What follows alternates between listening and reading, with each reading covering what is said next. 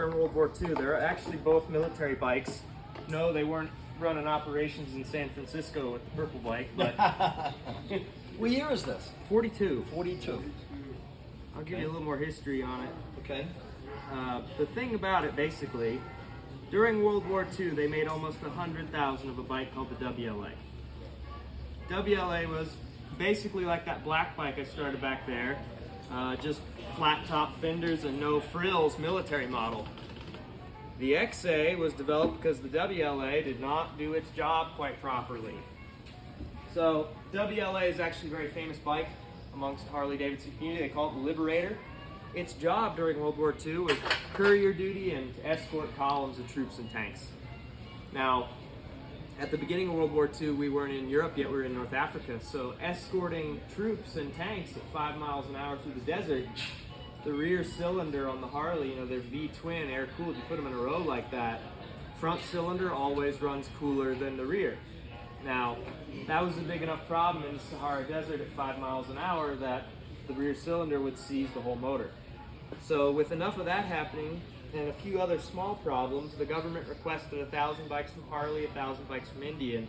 They said, you make it however the heck you want, it just has to be opposed cylinder for even cooling, shaft drive so the chain won't be worn out in the sand, hand clutch so you don't have to take your hand off the bars while you're riding in the sand to shift, and foot shift.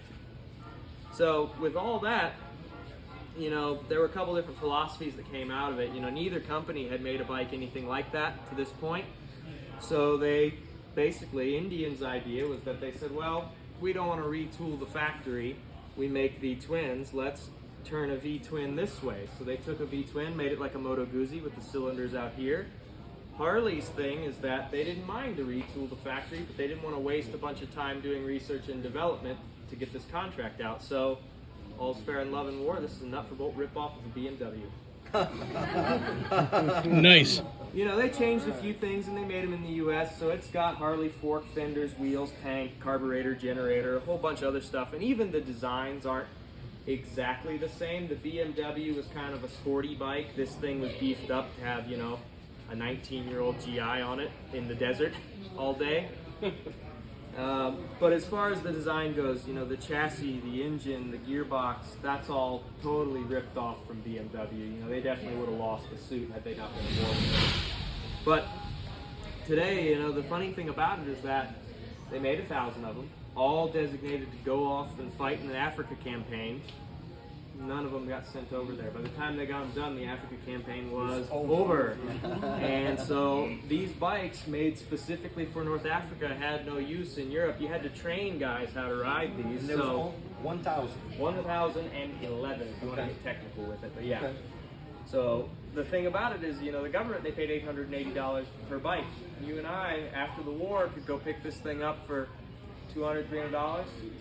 So what a lot of guys would do, they'd take it, add some chrome, add some skirted civilian fenders rather than the flat top military, and you start brushing on a paint job, which is what happened to this bike. They painted right over the military green. Look at any chips on y'all's side, and you can see where these trim pieces fell off on y'all's side.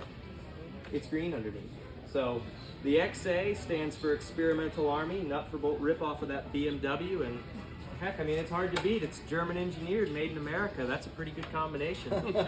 Proof is in the performance. It ran 100 degrees cooler than the Harley V-twin. And most days it starts on the first kick. Except when it runs out of gas.